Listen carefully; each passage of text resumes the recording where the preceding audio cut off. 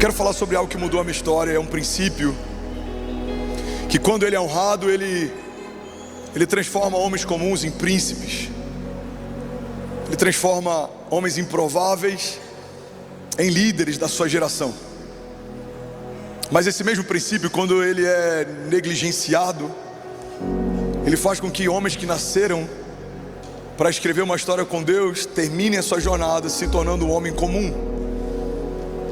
E eu não sei, irmão, qual a tua expectativa, mas a minha expectativa é de morrer completamente vazio, cansado, e cumprir tudo que Deus me chamou para cumprir. Eu quero me gastar e deixar ser gasto. Eu quero pregar enquanto eu tenho voz. Eu quero correr enquanto eu consigo caminhar.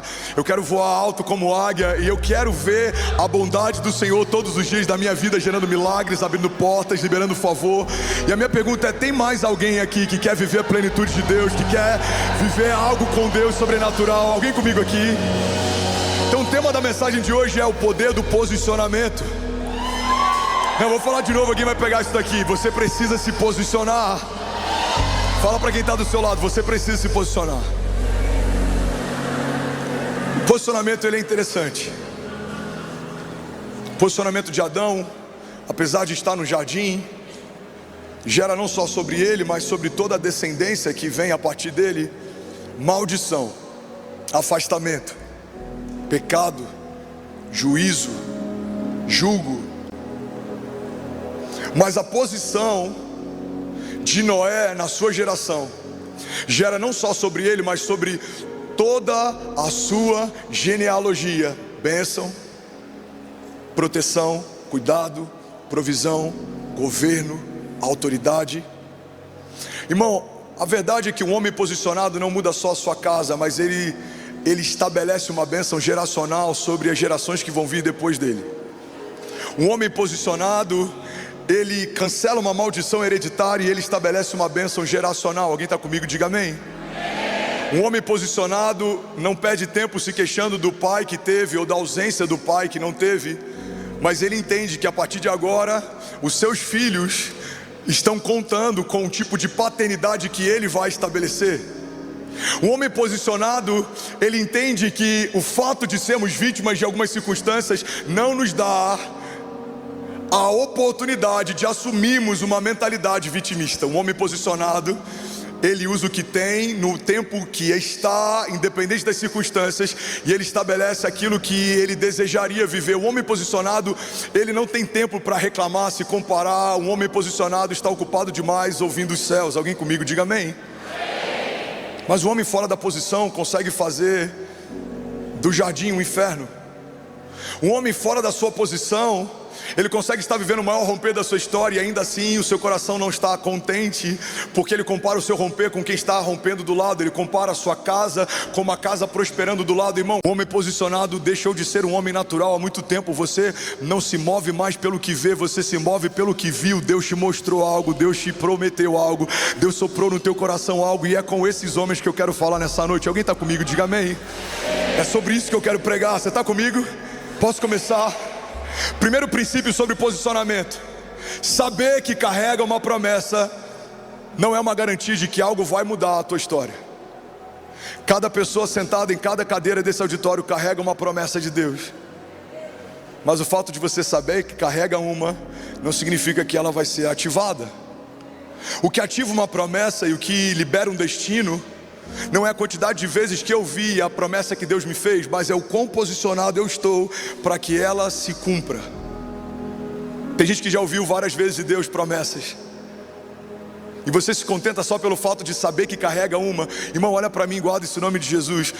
Você carregar uma promessa não te diferencia em nada de Judas, ou de Saul, ou de Sansão. Todos carregavam promessas, mas o que vai te tirar de um lugar de alguém que carrega uma promessa para te transportar para um lugar de alguém que está vivendo uma promessa, é o teu posicionamento. A Bíblia diz: clama a mim e responder-te-ei e anunciar-te-ei coisas grandes e insondáveis que não sabes.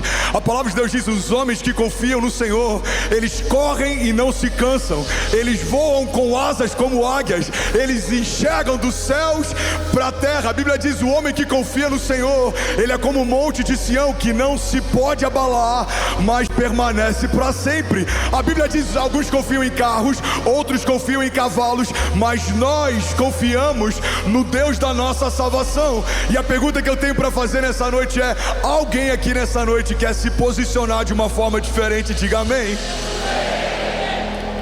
Seu posicionamento vai mudar a história dos seus filhos, mas não só da tua casa. Uma geração vai ser diferente porque você se posicionou. Um homem no meio de uma cruzada levantou as mãos e ele se entregou para Jesus. E os relatos da época no diário desse avivalista dizem que naquela noite, em uma cidade, não houve tanta salvação como de costume, mas apenas um jovem foi salvo naquele dia, e o nome dele era Billy Graham. No meio de uma multidão, um avivalista tocou alguém que tocaria uma geração, e a terra nunca mais seria a mesma por causa do seu posicionamento. Agora a pergunta que eu me faço é: se aquele avivalista não pregasse, será que Billy Graham teria sido tocado? E se ele não fosse, será que os estádios teriam sido tocados? E se os estádios não fossem, será que todos os presidentes americanos nas últimas 3 décadas buscariam conselho num homem de Deus? E se isso não acontecesse, será que algumas coisas não teriam sido diferentes? Irmão, o que a gente precisa entender é que um posicionamento muda a história, mas a ausência de um posicionamento pode criar um buraco numa geração também. Existem famílias à espera do teu posicionamento. Ei, olha para mim, tem alguém à espera do seu testemunho de milagre para passar a crer em milagres. Eu estava pregando sobre isso e eu falei, e eu dei meu testemunho quando a gente foi despejado. Eu perguntei: tem alguém aqui que tem a possibilidade de ser despejado? Se tem alguém, levanta a mão. E aí uma pessoa levantou a mão na primeira fileira, e era alguém do meu staff. Eu lembro que eu olhei para ele e falei: filhão, você? Por que você não me falou, cara? E aí eu falei: tem alguém nesse auditório que paga a conta dele? Alguém disponível? Aí uma pessoa levantou a mão lá no fundo. Eu falei: você pode pagar o aluguel dele? Ele nem perguntou quanto que era. Falou: posso. Eu falei: então vem correndo, dá um abraço nele. Os dois se abraçaram e começaram a chorar. E aí eu fiz uma pergunta. Eu chamei ele e falei: qual que é o seu nome? Aí ele falou o nome. Eu falei: você já foi despejado alguma vez? Aí ele começou a chorar. Já. Eu falei: sabe por que você está cobrindo a dor dele? Porque você já sentiu essa dor, você sabe como dói.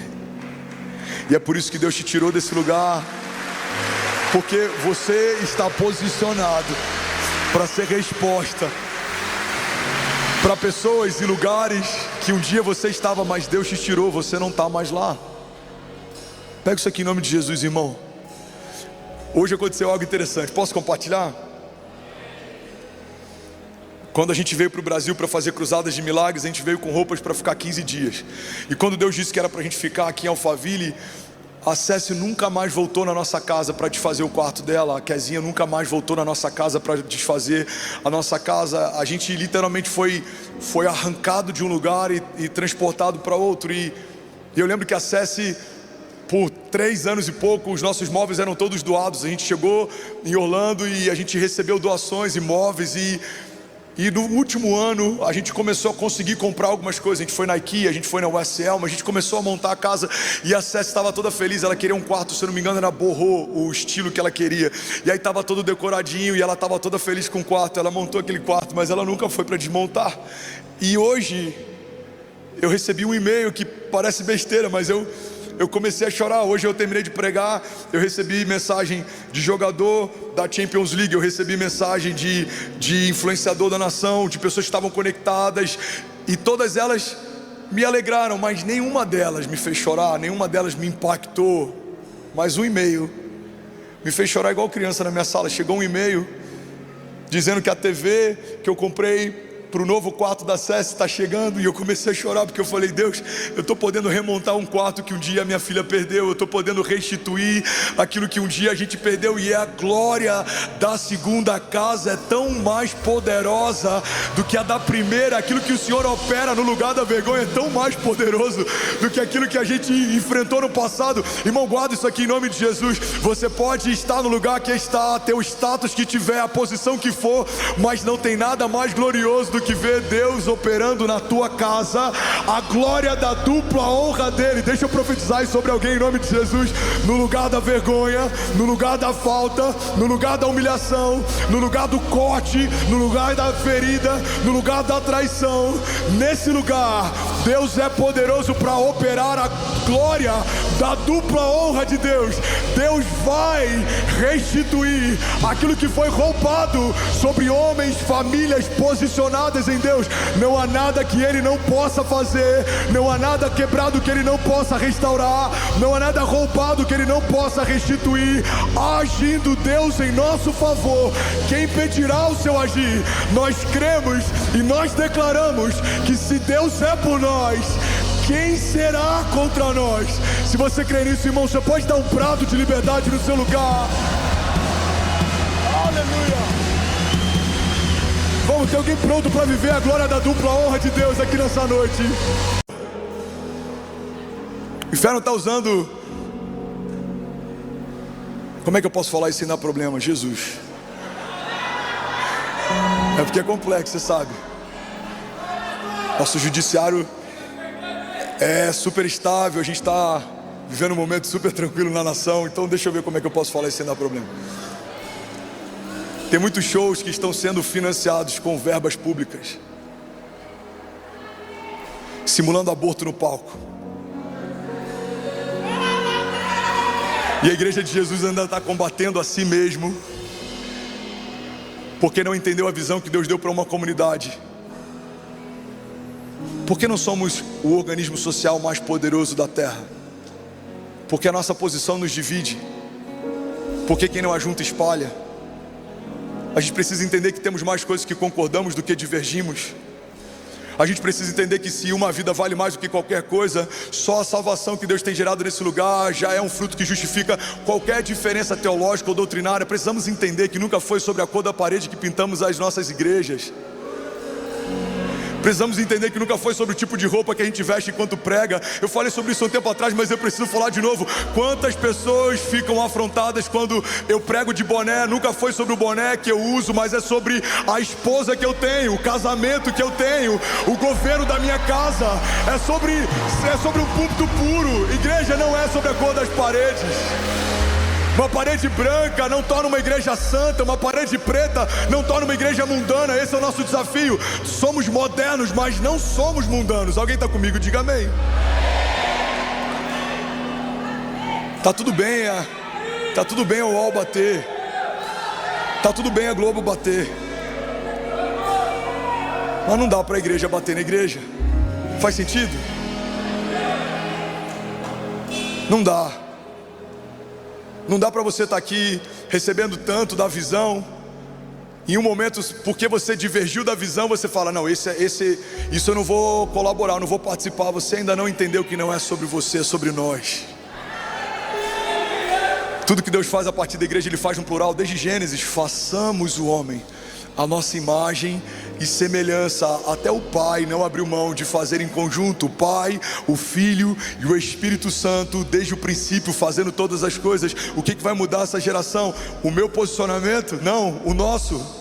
É eu falar de Jesus no culto, você falar de Jesus em casa, o seu filho falar de Jesus na escola, o seu gerente falar de Jesus para os funcionários. Precisamos ocupar os lugares que perdemos, igreja. Precisamos reocupar os lugares que são nossos por direito. E eu não estou falando sobre religião, eu estou falando sobre posicionamento. A palavra de Deus nos garante que a igreja vai avançar e as portas do inferno não prevalecerão contra nós. Alguém comigo aqui, diga amém. Aleluia. Você tem que se posicionar. Fala para quem está do seu lado, você precisa se posicionar. Posso abrir meu coração aqui hoje? Deus te chamou para uma posição no seu reino, e quando você ocupar esse lugar, todas as coisas te vão bem. Você vai ser feliz e próspero. Eu quero profetizar sobre alguém: você vai ser abençoado na cidade, no campo. Não há quem possa te resistir. Você vai sonhar os sonhos de Deus. Você vai falar o que Deus fala. Você vai ver o que Deus vê. Você vai viver o que Deus desenhou para você. Você vai ter uma fé inabalável a cada nova estação, novos níveis, novas dimensões, novas realidades. Não importa o que pensam, o que te cerca, o que falam, você caminha debaixo de uma palavra, foi impressa no teu interior. Você não se move por circunstâncias, porque você não caminha mais pelo que vê, mas caminha pelo que crê, e a fé que você carrega te torna inabalável. Você é como os montes de Sião, que não se podem abalar. Você se torna mais do que vencedor. Você não olha mais para as circunstâncias humanas, porque você decidiu olhar para a força da promessa que você carrega. Não importa como seus gigantes estão, de onde vêm, não importa a estatura que eles têm, não importa a força dos ventos ou a altura das ondas. Há uma palavra de Deus que foi derramada sobre você, e ela é suficiente. Vamos, eu quero profetizar sobre alguém aqui nessa noite. Eu quero declarar em nome de Jesus uma estação de posicionamentos irrepreensíveis. Homens de governo se movendo em fé, homens de autoridade se movendo em fé, homens visionários se movendo em fé. Avançaremos, romperemos, e as portas do inferno não prevalecerão contra nós. Alguém comigo aqui em nome de Jesus. O homem posicionado muda a história de uma geração, e é para esse lugar que Deus te chamou. O teu posicionamento é uma resposta de oração para um tempo. Davi se posiciona, Israel é abençoado. Davi sai da posição, toda a sua casa é manchada. Sansão se posiciona, os inimigos são aniquilados. Ele sai da posição, é capturado e feito de palhaço pelos seus inimigos, e morre, não se tornando o que Deus o chamou para ser. José se posiciona, não falta comida no Egito e nações se alimentam, porque um jovem foi posicionado. Os irmãos de José saíram da posição, agora estão pedindo favor para alguém que um dia fizeram de escravo. Jesus se posiciona, como uma ovelha foi até o matadouro, não disse uma palavra. Judas sai da posição, se enforcou com a própria corda. Ao longo da história vemos homens que se posicionaram e alguns que saíram da posição que Deus estabeleceu.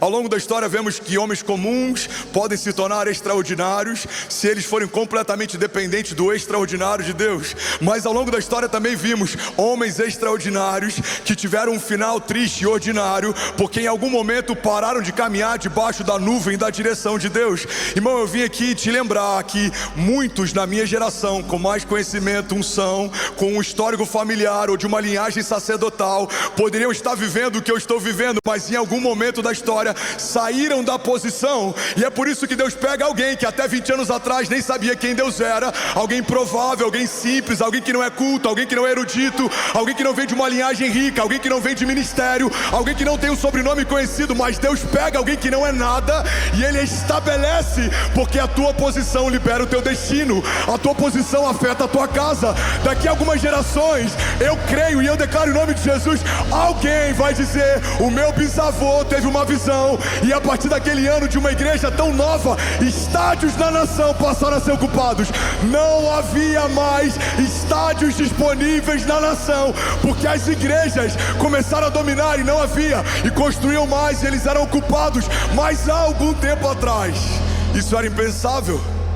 Um jovem problemático, que bebia muito, fumava muito, não sabia quem era e carregava um vazio, foi encontrado por um Deus que pode todas as coisas. Alguém comigo, diga amém. Eu estou contando a história do seu pastor, mas essa poderia ser a história também de Paulo. Alguém que perseguia igrejas, testemunhou o assassinato de mártires, agora carrega as maiores revelações do Evangelho. Essa é a história de Saulo, mas também poderia ser a história de Pedro. Alguém simples que fedia peixe, lançava redes e tinha um comércio. Um dia foi visitado pelo autor e consumador da nossa fé e foi estabelecido como apóstolo de uma nova aliança na igreja primitiva. Essa é a história de Pedro, mas essa também poderia ser a história de Davi, alguém que nem mesmo foi cogitado pelo próprio pai para estar no dia da unção.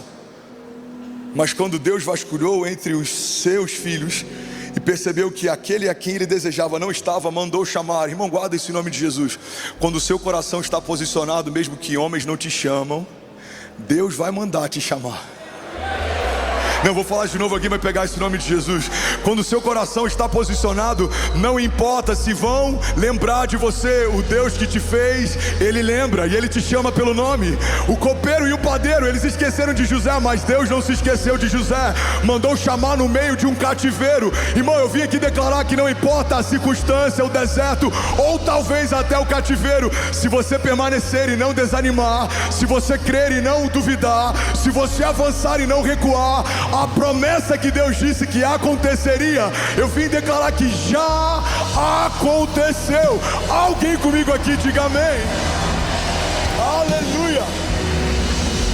Declara comigo, diga a promessa, diga já aconteceu. O homem posicionado, ele celebra antes de acontecer, ele dá graças antes de partir o pão. Porque a multiplicação para alguém posicionado em Deus não é uma opção, é uma realidade. Jesus, ele não agradecia depois da multidão ser alimentada, ele já agradecia pelo simples fato de saber que o Pai ouvia suas orações. Ele vai partir o pão, ele diz: Pai, eu te dou graças, eu te agradeço, porque o Senhor sempre ouve as minhas orações. Ele vai orar por Lázaro, ele fala: Pai, eu te dou graças, porque o Senhor sempre ouve as minhas orações. Irmão, quando você assume a tua posição, milagres, curas, sinais e maravilhas deixam de ser uma opção. Elas vão fluir de você. Você vai ficar, eu boto entre aspas essa expressão, você vai ficar tão viciado nas maravilhas de Deus que você não vai se contentar com nada abaixo daquilo que só Deus pode fazer. Alguém está pegando isso aqui? Diga amém. Foram tentar parar Neemias, ele está construindo algo impensável. Em dias ele está reconstruindo algo que uma geração não conseguiu em anos. E aí manda um mensageiro tentar distraí-lo, e a posição dele é inabalável. Ele fala: estou ocupado demais com algo que Deus me pediu para fazer. Os mensageiros voltam para quem enviou a mensagem: e aí, cadê Neemias? Ele não quis vir. Por que não? Ele disse que ele está ocupado. Não, ele não deve ter entendido. Vai de novo e convida de novo. E eles vão de novo e convidam de novo. E Neemias responde de novo a mesma resposta que já havia dado. Um homem posicionado não dá acesso a quem não dá destino. Um homem posicionado está tão ocupado com aquilo que está construindo, que não tem tempo para ouvir a opinião de quem nunca construiu nada. Irmão, guarda isso em nome de Jesus. Não receba críticas construtivas de quem nunca construiu nada. O homem posicionado, ele precisa selecionar muito bem as vozes que acessam o teu interior, porque uma voz de conselho pode te tirar da posição. Se Jesus tivesse ouvido o conselho de Pedro, ele teria fugido da cruz. Ele acaba de dizer para os discípulos: olha, é necessário, eu vou ser entregue, eu vou ser traído, eu vou ser morto. E aí Pedro fala: não, mestre, de forma alguma, a gente não vai permitir que isso aconteça. A resposta de Jesus é: para trás de mim, Satanás. A cruz não é um acaso, eu vim para ela. Esse é o plano do meu Pai. Eu sou o Cordeiro estabelecido desde antes da fundação. Antes do pecado manchar a criação, o meu sangue já estava reservado para cobri-los, para lavá-los. Então quando Pedro tenta proteger com zelo, na verdade Pedro está propondo algo que abortaria a redenção. Guarda isso aqui em nome de Jesus, irmão. Pedro, por zelo, está defendendo o engano. Um homem posicionado, ele não cede às pressões da terra, porque ele já viu algo nos céus. Um homem posicionado não depende de circunstâncias da terra, porque ele depende completamente daquilo que vem dos céus. Um homem posicionado deixou de ser um homem natural há muito tempo. Você não se move mais pelo que vê, você se move pelo que viu. Deus te mostrou algo, Deus te prometeu algo, Deus soprou no teu coração algo. E é com esses homens que eu quero falar nessa noite. Alguém está comigo? Diga amém. É sobre isso que eu quero pregar. Você está comigo? Posso começar? Primeiro princípio sobre posicionamento: saber que carrega uma promessa não é uma garantia de que algo vai mudar a tua história. Cada pessoa sentada em cada cadeira desse auditório carrega uma promessa de Deus. Mas o fato de você saber que carrega uma não significa que ela vai ser ativada. O que ativa uma promessa e o que libera um destino não é a quantidade de vezes que eu vi a promessa que Deus me fez, mas é o quão posicionado eu estou para que ela se cumpra. Tem gente que já ouviu várias vezes de Deus promessas, e você se contenta só pelo fato de saber que carrega uma. Irmão, olha para mim, guarda isso em nome de Jesus. Você carregar uma promessa não te diferencia em nada de Judas, ou de Saul, ou de Sansão. Todos carregavam promessas, mas o que vai te tirar de um lugar de alguém que carrega uma promessa para te transportar para um lugar de alguém que está vivendo uma promessa é o teu posicionamento. A Bíblia diz: clama a mim e responder-te-ei e anunciar-te-ei coisas grandes e insondáveis que não sabes.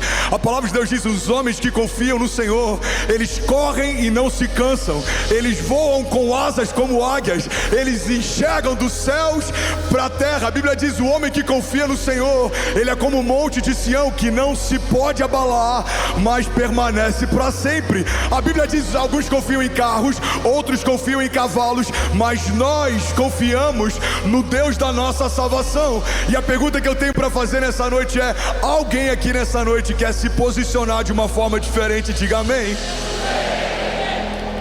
Seu posicionamento vai mudar a história dos seus filhos, mas não só da tua casa. Uma geração vai ser diferente porque você se posicionou.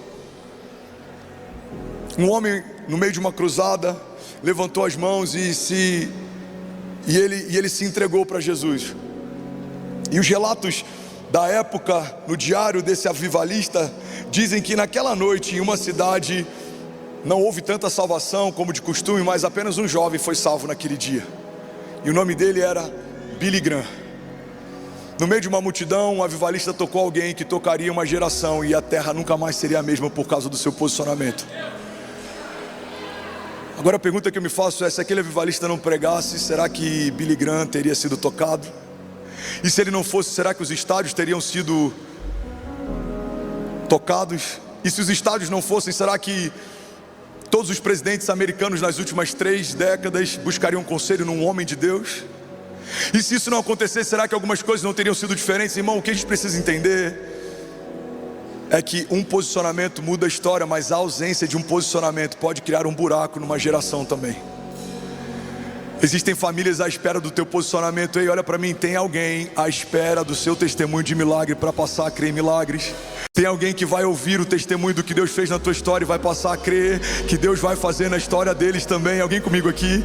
Tem alguém que vai ouvir aquilo que Deus está fazendo, como Deus está te conduzindo, como Ele está te guardando. Ele vai passar a crer e ele vai passar a se entregar, e a entrega dele vai gerar novos milagres, e algo vai acontecer. Alguém comigo? Diga amém. João 15:8 diz: o meu Pai é glorificado pelo fato de vocês darem muitos frutos, e assim serão meus discípulos. João 15:8. O meu Pai é glorificado pelo fato de. A Bíblia está dizendo que o que glorifica a Deus não é só o fato de frutificarmos, mas é o fato de frutificarmos de forma superabundante, porque dessa forma nos tornamos discípulos de Deus.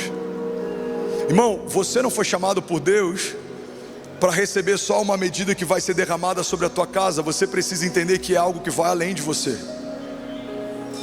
Existe uma bênção de Deus que vai ser derramada sobre você, mas ela vai escorrer sobre quem está perto de você.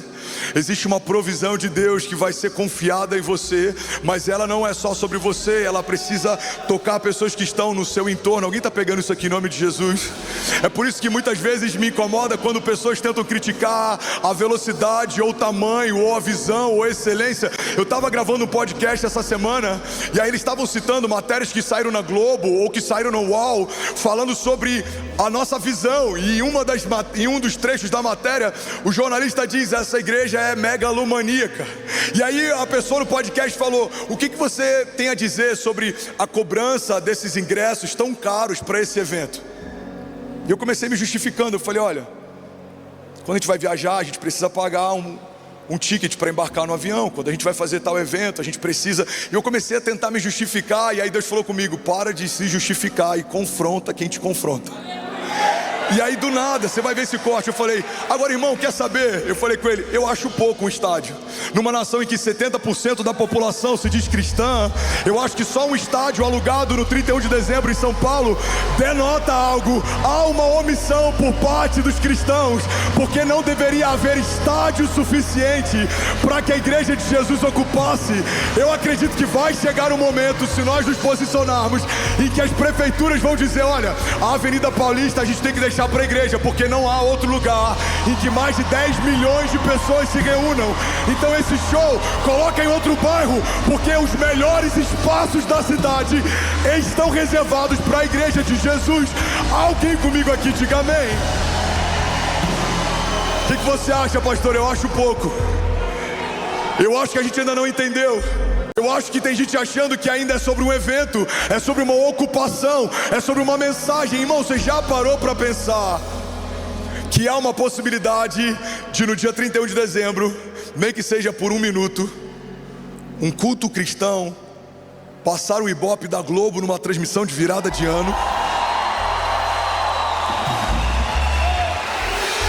Você já parou para pensar? Vamos pensar um pouco junto aqui. Que se isso acontecer, outras emissoras podem falar: não, peraí, talvez não seja uma má ideia dar espaço para a igreja no nosso canal. Você viu o que aconteceu dia 31 de dezembro? Já tem outros clubes que entraram em contato comigo. O diretor de um clube falou: pastor André, o nosso clube está à disposição caso a igreja queira fazer algo.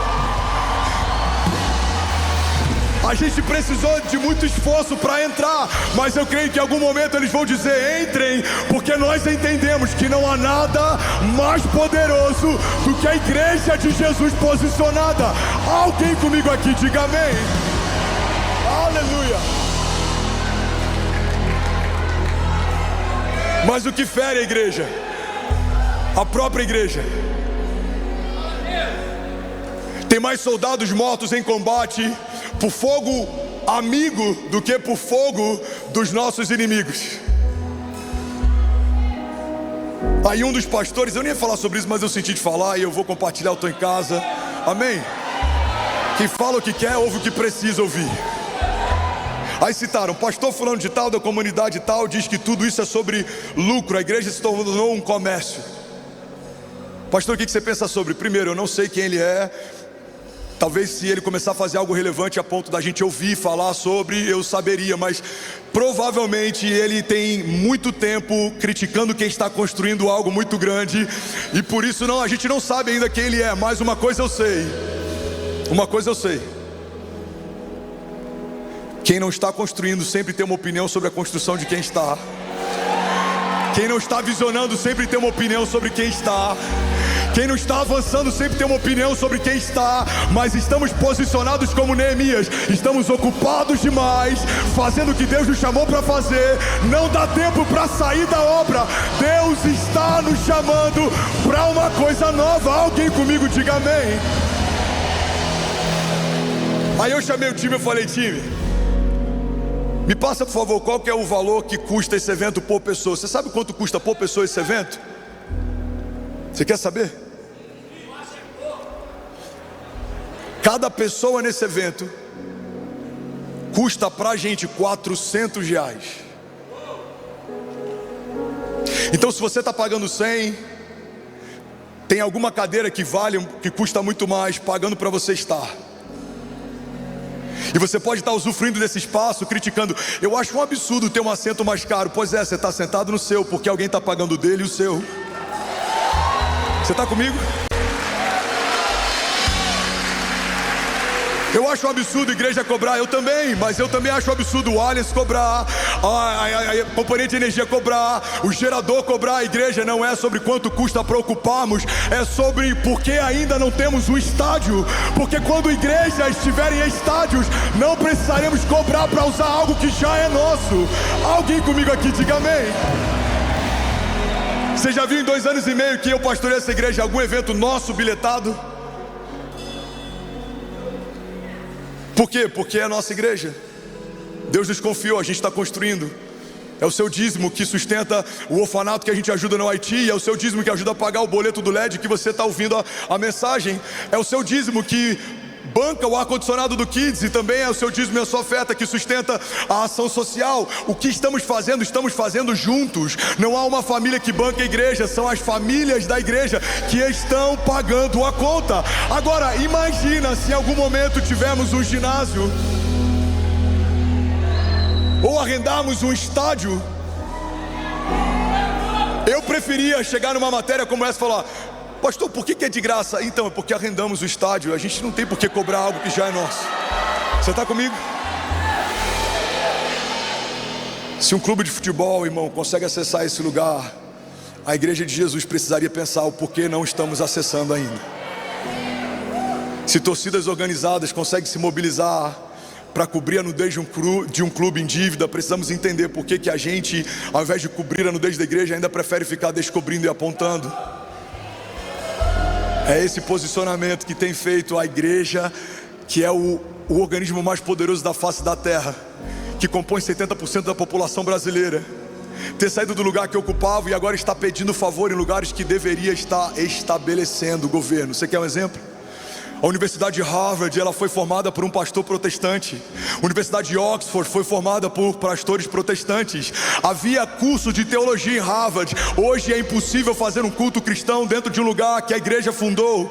Haviam cultos em Oxford. Hoje não dá para a gente ter espaço em lugares que nós fundamos. Irmão, quantos hospitais, beneficência portuguesa, quantos hospitais que vieram através de missões coreanas, quantos hospitais que foram através de obras de ação social. Hoje não há mais espaço para o evangelho ser pregado. Você sabe por quê? Por essa falta de posicionamento da igreja. A gente fica relativizando demais, mas o inferno não está relativizando, irmão. O inferno está usando, como é que eu falei, mapeia todos os orfanatos de São Paulo, e todos que quiserem participar, a gente vai mandar um ônibus e vai trazer os órfãos, e eles vão ser abraçados, e eles vão passar uma virada de ano que eles nunca vão esquecer. Você consegue imaginar? Produção, eu não lembro quantos órfãos a gente mapeou que tem em São Paulo. Não lembro se são 5 mil ou 2 mil e... 9 mil crianças órfãos na cidade de São Paulo. Essa é a igreja posicionada. Essa é a igreja posicionada. Você vai estar com seu filho celebrando, mas alguém que não tem o pai vai estar no mesmo lugar que o seu filho está. Por quê? Porque a tua paternidade escorre. Uau, a tua paternidade se estende, porque não é só sobre a sua casa, não é só sobre você. Deus está confiando algo a você que vai escorrer de você, vai além de você. Os seus filhos serão abençoados, os filhos dos seus filhos e aqueles que caminham ao teu lado, porque Deus te estabeleceu. Você se tornou uma fonte de favor. Você emprestará às nações, mas não pedirá emprestado. Vamos, alguém recebe isso em nome de Jesus? Levante as suas mãos, deixa eu profetizar sobre você. Pai, eu profetizo uma onda de avivamento e de milagres financeiros sobre homens e mulheres posicionados, homens que vão pagar a dívida de órfãos, viúvas, que vão investir no teu reino, que vão sustentar bases missionárias, que vão ajudar na plantação de novas igrejas. Pai, nós declaramos em nome de Jesus, aquilo que o Senhor começou em nós não vai parar em nós, isso vai se multiplicar. Nós declaramos uma igreja viva, posicionada, que não pede favor, que não pede licença, que avança, e as portas do inferno não prevalecerão. Nós declaramos sobre as ruas de São Paulo e sobre os céus do Brasil uma onda de avivamento sem precedentes na história. Que se abram os estádios, que se abram as portas, que se abram as avenidas, que se abra o mar para a igreja de Jesus passar. Avançaremos em fé, romperemos em fé, e não há quem possa nos resistir. Essa é a nossa oração, Pai. Essa é a nossa declaração de fé, e nós já te agradecemos em nome de Jesus. Se você crê nisso, diga amém. Você pode celebrar Jesus no seu lugar. Vamos, igreja, se for para Ele, a gente pode fazer melhor. Exalte a Ele, exalte a Ele.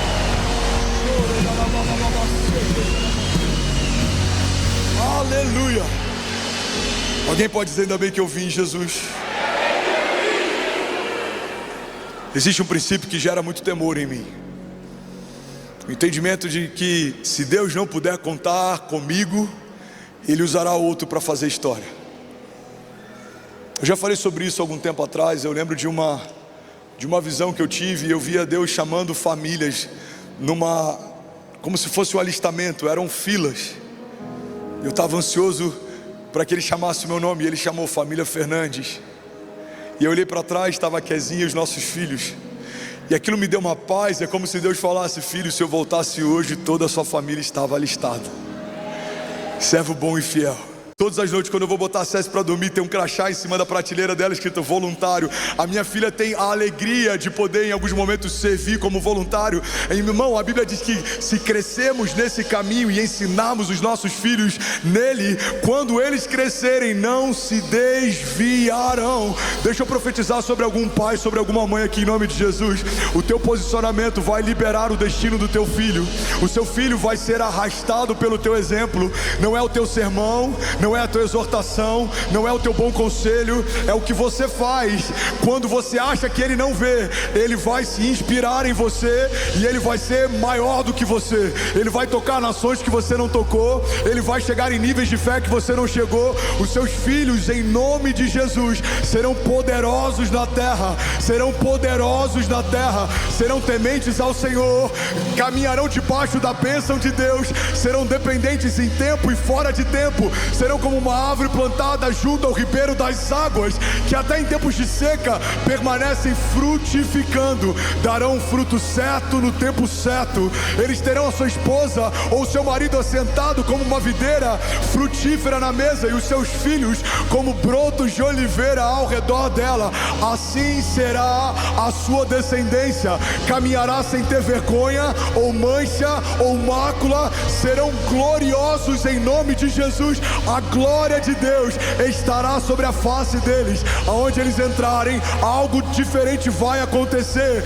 Não porque eles tiveram só uma boa criação, mas porque eles carregam o mesmo poder que ressuscitou Jesus dos mortos. Eles caminharão em milagres, eles se moverão em milagres, eles dependerão de milagres, eles se tornarão milagre. E o testemunho dos seus filhos vai edificar o testemunho dos seus netos, e os filhos dos seus filhos, e os filhos dos filhos dos seus filhos, até a 1000ª geração, caminharão debaixo da bênção de Deus.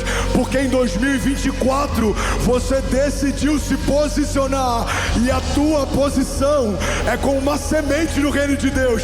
Ela sai do seu bolso, da sua mão, mas não sai da tua história. Cada lágrima é uma semente, cada tempo servindo ao Senhor é uma semente. Tudo que você tem derramado no reino de Deus será colhido pelas gerações que virão depois de você. Daqui a algumas décadas não estaremos mais aqui, mas os nossos filhos colherão os frutos que estão sendo semeados nesses dias. Eu declaro em nome de Jesus, homens poderosos na terra, que governam bem. As nossas filhas serão mulheres sábias, que não destroem o lar com a própria mão, mas têm sabedoria de Deus. Você e a tua casa permanecerão de pé, não serão abalados, e as portas do inferno não prevalecerão. Se alguém crê nisso aqui, irmão, você pode fazer barulho no seu lugar.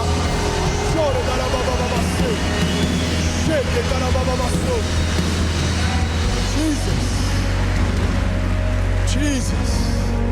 Fala comigo, a minha posição vai afetar uma geração. Tiago diz assim, 2:26: assim como o corpo sem espírito está morto, também a fé sem obras está morta. Você precisa ter frutos